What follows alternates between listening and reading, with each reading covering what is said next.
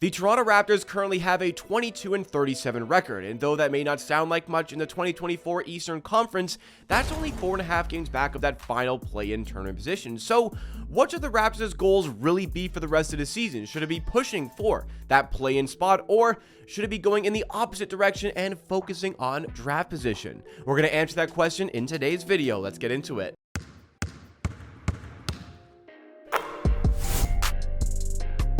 What's going on, everybody? This is Amateur Hour Sports, the YouTube channel completely dedicated to providing you with Toronto Raptors news coverage and analysis in videos just like this, as well as live stream watch parties for every Raptors game. If you enjoy what you see from today's video, make sure you do hit that like button. It really does make a huge difference to the channel, and subscribe for all that great Raptors content. And because when this channel hits 17,000 subs, we're giving away 2 Scotty Barnes jerseys, and you want to make sure you're subscribed so that you're in line for that giveaway when we get there. But for today's video, we're focusing on the future plan for the Raptors, and in the future, we're speaking of the short-term future for the team. 59 games have been played by the team, and they have 22 wins on the season. Yes, a 22-37 record. That's not something that is any way spectacular for this team. However, in the current landscape of the Eastern Conference, which is very top-heavy, top 8 heavy, the Raptors are poised to make a run for a play-in tournament position as this season wears on. They are 4.5 games back at the time of recording of the Atlanta Hawks in the East, and the Hawks will be playing this month of basketball without Trae Young being involved. So that team struggles even with Trae Young, who is an all-star caliber player. They are likely to struggle even more without him in the team. The Brooklyn Nets are in between the Raptors and the Hawks, but if the Raptors can go on a run, yes, they can make up ground and potentially get themselves into that spot. And who knows? Can they put themselves in the mix for a playoff run, getting out of the play-in tournament and having that first-round series potentially against that Boston Celtics team? Well, that is what is possible for the Raptors to achieve this season, and a recent 3-game win streak, though it was ended by the Dallas Mavericks, has given fans a little bit more optimism about where this team can go for the rest of the year. However, there is also the safety net, emergency sort of safety net for the Raptors to lean back on, potentially bank on getting a top 6 pick in the draft. The Raptors, yes, they sent out a top 6 protected pick to the San Antonio Spurs at the 2023 NBA trade deadline.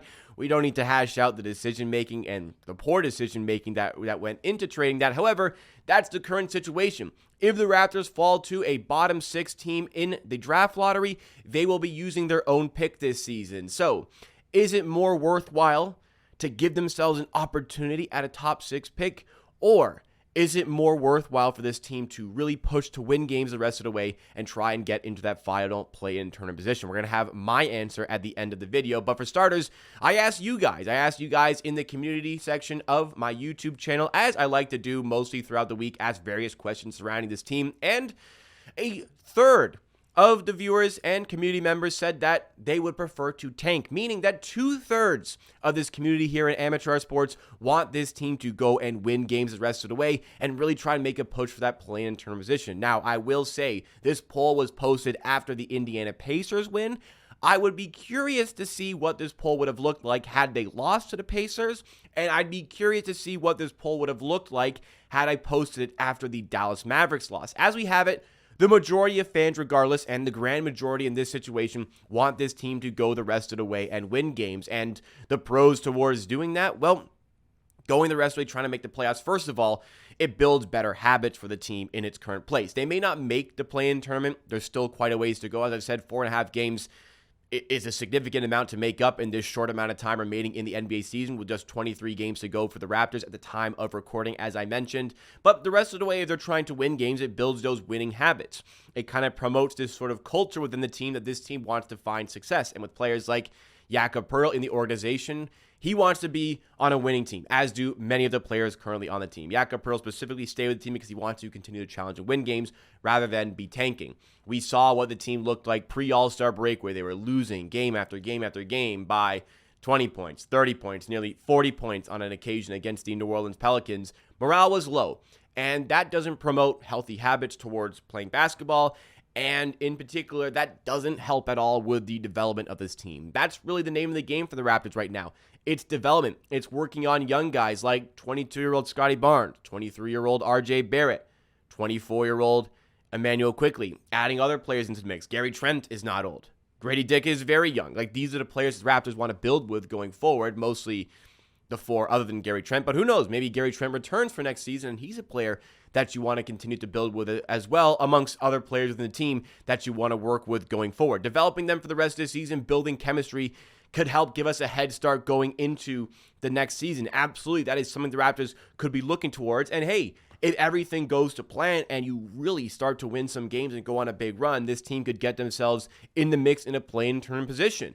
In that first round of the play-in tournament, they're likely to run into a team like, let's say, the Chicago Bulls, where there is definitely a winnable game that is present there, a rematch of last season's first round of the play-in tournament.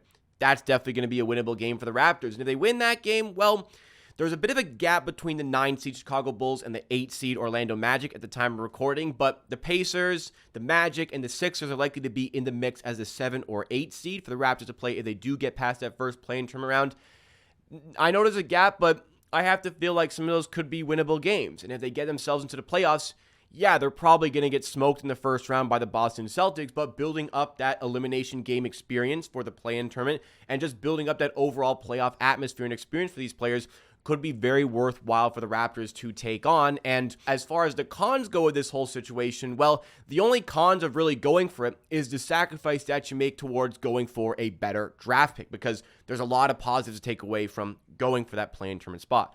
But the cons associated with it is that you really limit your potential of ending up in the top 6 of the NBA draft lottery, and therefore you do not have your first round pick to use. So for the Raptors, I know that fans continue to say that this is a weak draft class, blah, blah, blah. There's good players regardless available at every draft class. You can still find them, especially if you're picking in the top 6. Now, fans will say that, well, if you don't pick this year, let's have it convey next year where it's likely to be a stronger draft class than what is projected to be for the 2024 class. Okay, but if the Raptors are drafting this season, that pick is guaranteed to be top 6.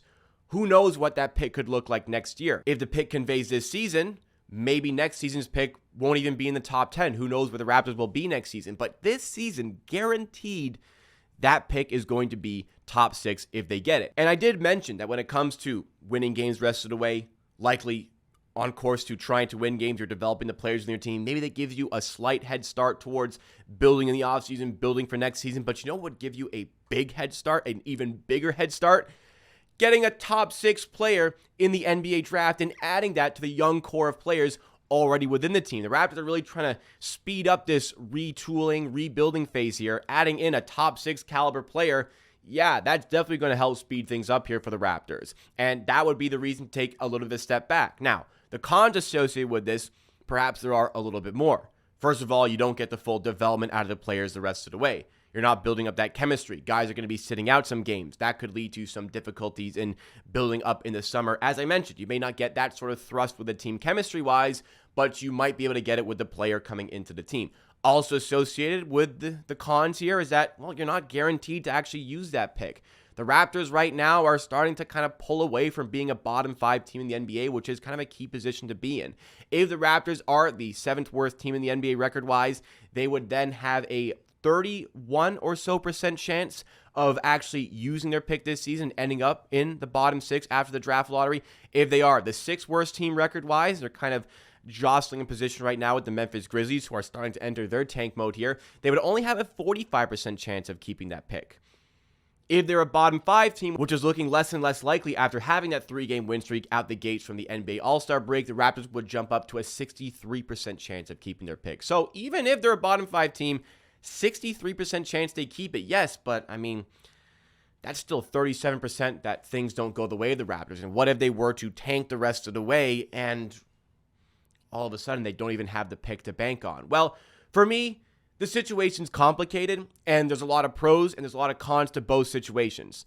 There is good and bad for both things happening here. But for me personally, having a top 6 player is just such a key prize to this team that it makes sense for me to take a step in the other direction. That sucks as a fan. I get it. It absolutely sucks as a fan the rest of the way. I wouldn't mind watching this team try to make a play-in push, make a playoff push. There'd be a lot of positives and pros that come with that as well. But for me, the prize of a top 6 pick is so significant that it is worth it to me to take that step back and try and go in that direction. And a big reason why I feel this way is because we had that Tampa season where the Raptors did tank. They absolutely freed the tank after the NBA trade deadline. And the prize they got from that was a top 4 pick where they selected Scottie Barnes, the centerpiece of this team moving forward. Just giving yourself that potential to get that sort of player is worth it to me. And I can sacrifice 23 or so games the rest of the way of the NBA season just to give this team the opportunity for that to happen. Now, I agree with it. If there's any sort of pushback, I understand it. You want the team to win. You can tank and not even actually use that pick and not even have that player. But to me, the prize of having that level of talent potentially coming into the team is worth it for the team to go after. Yeah, not playing some guys would suck. Not getting the full developmental minutes out of these guys would kind of suck.